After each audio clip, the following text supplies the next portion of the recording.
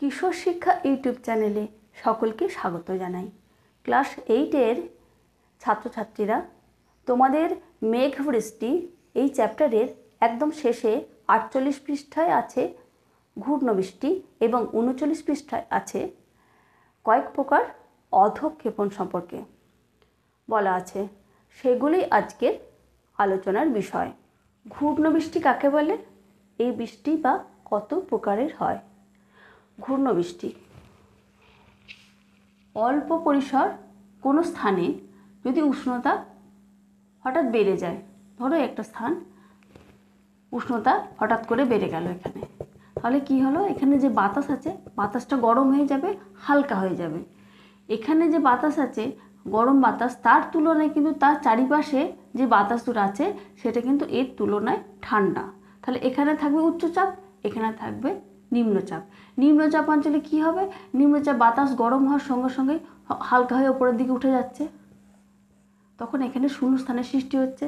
এই চাপের সমতা রক্ষা করার জন্য উচ্চচাপ অঞ্চল থেকে তখন ছুটে বাতাস ঝড়ের আকারে ছুটে আসবে শূন্যস্থান পূরণ করার জন্য, এবং কুণ্ডল আকারে পাক খেতে খেতে ঘুরে ঘুরে নিম্নচাপ অঞ্চলে আসবে। এই এটাকে এই যে ছুটে আসছে এটাকে ঝড়ের সৃষ্টি হচ্ছে, এটা হচ্ছে ঘূর্ণিঝড়। ঝড়ের আকারে এসে যখন নিম্নচাপ অঞ্চলে ঢুকলো, সেই ঠান্ডা বাতাসও কিন্তু গরম বাতাসের সংস্পর্শে এসে গরম হয়ে যেয়ে সেটাও কুণ্ডল আকারে উপরে উঠে যেতে থাকলো, উপরে উঠতে থাকলো। উপরে উঠে যাওয়ার পর শীতল বাতাসের সংস্পর্শে এটা এই বাতাসটা ঠান্ডা হতে শুরু করলো, এবং আরও যখন উপরে উঠবে এর মধ্যে যে বাতাসের জলীয় বাষ্প সূক্ষ্ম সেগুলো জলকণায় পরিণত হলো, এবং সূক্ষ্ম জলকণাগুলো যখন একসাথে হয়ে একটা বড় জলকণায় হলো, তখন বাতাসে ভেসে থাকতে পারলো না, তখন মাধ্যাকর্ষণ শক্তির টানে বৃষ্টির আকারে পৃথিবীতে ঝরে পড়লো।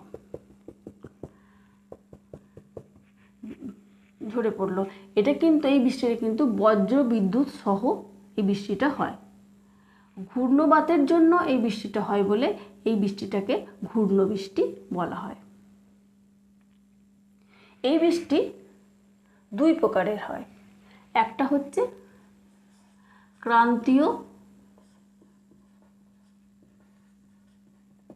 ক্রান্তীয় অঞ্চলের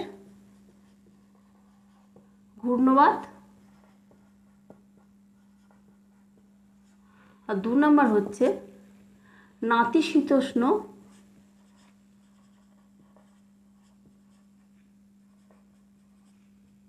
অঞ্চলের ঘূর্ণবাত।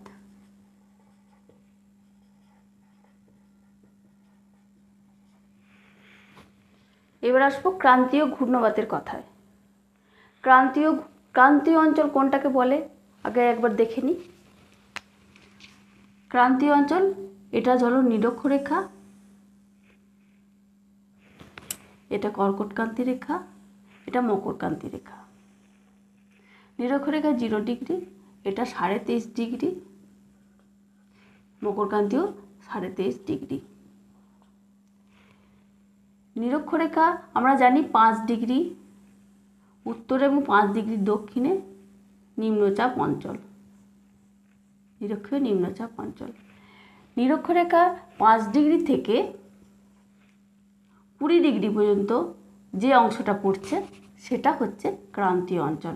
এটা উভয় দিকে, উত্তর দিকেও 5 ডিগ্রি থেকে 20 ডিগ্রি, আর দক্ষিণ দিকেও 5 ডিগ্রি থেকে 20 ডিগ্রি। এই অংশটার মধ্যে এই ঘূর্ণবৃষ্টিটা হয়। আমরা ঘূর্ণবৃষ্টির যে সংজ্ঞাটা পড়লাম সেই সংজ্ঞাটার সাথে যোগ করতে হবে ক্রান্তীয়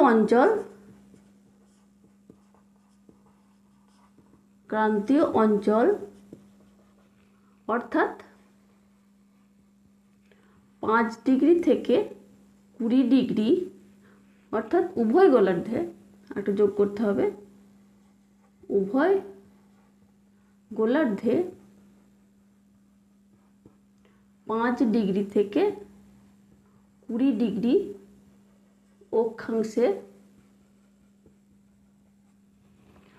স্বল্প পরিসর স্থানে হঠাৎ উষ্ণ হয়ে গেলে আমরা তারপরে যে সংজ্ঞাটা ঘূর্ণবাতের যে সংজ্ঞাটা বললাম সেই সংজ্ঞাটা দিলেই হবে।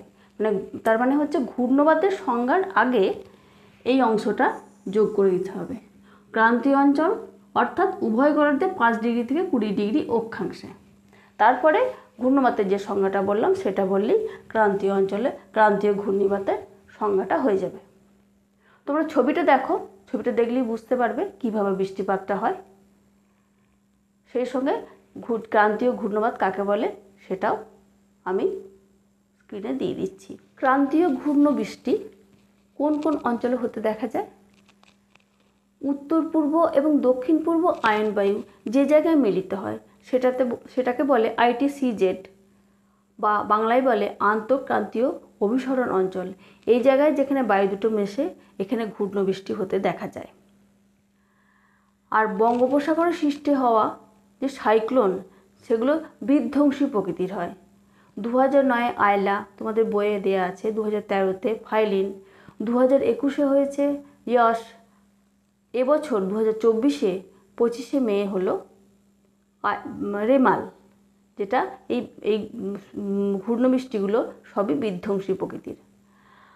আবার ক্রান্তীয় ঘূর্ণবাত বিভিন্ন জায়গায় বিভিন্ন নামে পরিচিত। বঙ্গোপসাগরে যে ঘূর্ণবাত হয় সেটা সাইক্লোন নামে পরিচিত, ক্যারিবিয়ান সাগরে হ্যারিকেন নামে পরিচিত, পূর্ব চীন সাগরে আবার সেটা টাইফুন নামে পরিচিত। আর একটা জিনিস জানবো, ঘূর্ণবাতের চক্ষু। যেখানে ঘূর্ণবাত সৃষ্টি হয় তার মাঝখানটা কি হয়? ঘূর্ণবাতের কেন্দ্রে চাপ সবসময় কম থাকে আর আকাশ এখানে পরিষ্কার থাকে, শান্ত আবহাওয়া দেখা যায়। এই অংশকে বলা হয় ঘূর্ণবাতের চোখ। এটা তোমাদের 1 নম্বরের জন্য প্রশ্ন আসে। এই হলো ক্রান্তীয় ঘূর্ণবাত। এবার আসবো নাতিশীতোষ্ণ মণ্ডলের ঘূর্ণবাত। নাতিশীতোষ্ণ মণ্ডল বলতে কোন অঞ্চলটাকে বোঝায়? ধরো পৃথিবীর নিরক্ষরেখা, কর্কটক্রান্তি, মকরক্রান্তি রেখা 6.5 ডিগ্রি যে রেখাটা পড়ছে, অর্থাৎ সুমেরুবৃত্তীয় নিম্নচাপ বলয় এখানটা পড়ছে, এখানটা কুমেরুবৃত্তীয় নিম্নচাপ বলয়। এই অংশে এই 30 ডিগ্রি থেকে 6.5 ডিগ্রি পর্যন্ত, 30 ডিগ্রি থেকে 6.5 ডিগ্রি পর্যন্ত যে অংশটা পড়ছে সেই অংশটাকে বলছে উত্তরে কি দক্ষিণে কি, উত্তরে উভয় গোলার্ধে এই অংশটাকে বলছে নাতিশীতোষ্ণ মণ্ডল। নাতিশীতোষ্ণ মণ্ডলে যদি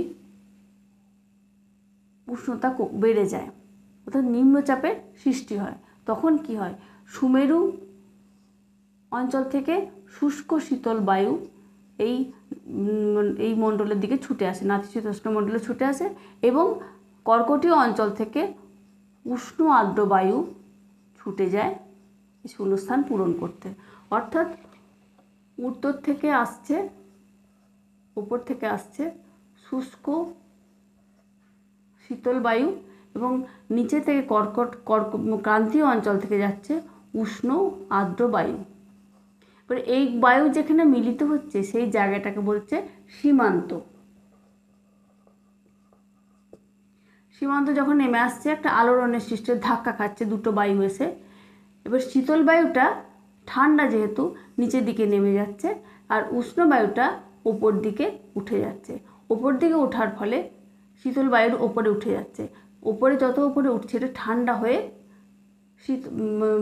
সূক্ষ্ম সূক্ষ্ম জলকণায় পরিণত হয় এবং বৃষ্টির আকারে পৃথিবীতে ঝরে পড়ে। এই বৃষ্টি কিন্তু ঝিরঝিরে বৃষ্টি হয়। ক্রান্তীয় মণ্ডলের ঘূর্ণবাতের মতো বজ্র বিদ্যুৎ সহ বৃষ্টি হয় না, ঝিরঝিরে বৃষ্টি হয় এবং এই বৃষ্টি শীতকালে হয়। যদি ক্রান্তীয় মণ্ডলের ঘূর্ণবাত আর নাতিশীতোষ্ণ মণ্ডলের ঘূর্ণবাতের মধ্যে যদি পার্থক্য আসে তাহলে তোমরা লিখতে পারবে যে এটা নাতিশীতোষ্ণ মণ্ডলে হয়, ওটা ক্রান্তীয় অঞ্চলে হয়। ক্রান্তীয় অঞ্চলের যে ঘূর্ণবাত হয় সেটা বজ্র বিদ্যুৎ সহ বৃষ্টি হয় আর নাতিশীতোষ্ণ মণ্ডলের ঘূর্ণবাতে কিন্তু ঝিরঝিরে বৃষ্টি হয়। আর নাতিশীতোষ্ণ মণ্ডল বৃষ্টিপাত শীতকালে হয় ওটা, আর ক্রান্তীয় অঞ্চলে বৃষ্টিপাত হয় হেমন্তকালে। এই দুটো পার্থক্য যদি দেয় তোমরা এইভাবে লিখতে পারবে। এবার আসবো 39 পাতার কয়েক প্রকার অধঃক্ষেপণের কথায়। গুঁড়ি গুঁড়ি বৃষ্টি কাকে বলে? খুব ছোট কণা যেগুলো 0.5 মিমির কম ব্যাসযুক্ত, যেগুলো ভূপৃষ্ঠে ঝরে পড়ে, মানে খুব ছোট জলকণা ভূপৃষ্ঠে ঝরে পড়লে তাকে গুঁড়ি গুঁড়ি বৃষ্টি। যে বৃষ্টিগুলো পড়লে বাতাসের সঙ্গে ভেসে যায়, খুব হালকা হালকা করে পড়ে, সেটা হচ্ছে গুঁড়ি গুঁড়ি বৃষ্টি। স্লিট কাকে বলে? স্লিট জলকণা ও তুষারকণার আংশিক মিশ্রিত রূপ হচ্ছে স্লিট। এবার শিলাবৃষ্টি কাকে বলে? ঊর্ধ্বাকাশে জলকণা দ্রুত ঠান্ডা হয়ে বরফের টুকরোতে পরিণত হয়, তারপরে বৃষ্টির সাথে ভূপৃষ্ঠে ঝরে পড়ে, একে বলছে শিলাবৃষ্টি। আর একটা অধঃক্ষেপণ হচ্ছে তুষারপাত। তুষারপাত কাকে বলে? মেঘ থেকে জলকণা হিমাঙ্কের থেকে কম উষ্ণতায় ঘনীভূত হয়ে বরফকণা বা পিঁজা তুলোর মতো ভূপৃষ্ঠে ঝরে পড়লে তাকে বলছে তুষারপাত। এবার শিশির আর কুয়াশা, এ দুটো আছে। শিশির কাকে বলে? ভূপৃষ্ঠ সংলগ্ন বায়ু শীতের রাতে ভূপৃষ্ঠের দ্রুত তাপ বিকিরণের ফলে শীতল হয়ে ওঠে, ফলে বায়ুতে উপস্থিত জলীয় বাষ্প শীতল ও ঘনীভূত হয়ে ছোট ছোট জলবিন্দু আকারে গাছের পাতা আর ঘাসে জমা হয়, তাকে বলছে শিশির। আর কুয়াশা কাকে বলে? ভূপৃষ্ঠের কাছাকাছি জলীয় বাষ্পযুক্ত বায়ু ধূলিকণাকে আশ্রয় করে ঘনীভূত হলে সৃষ্ট জলকণা ধোঁয়ার মতো বায়ুস্তরে ভাসতে থাকে, তাকে বলছে কুয়াশা। সমবর্ষণ রেখা কি? পৃথিবীর সমান বৃষ্টিপাতযুক্ত স্থানগুলোকে যদি কোনো কাল্পনিক রেখা দ্বারা যুক্ত করা হয় তখন যে রেখাটা পাওয়া যায় তাকে বলছে সমবর্ষণ রেখা। আর বৃষ্টিপাতের পরিমাপ মাপা হয় বলতো কি যন্ত্রের সাহায্যে? বৃষ্টিপাতের পরিমাপ মাপা হয় রেন গজ যন্ত্রের সাহায্যে। আজ এই পর্যন্তই। তোমাদের মেঘ বৃষ্টি এই চ্যাপ্টারটা আজ শেষ হয়ে গেল। দেখা হচ্ছে পরের ভিডিওয়। Thank you.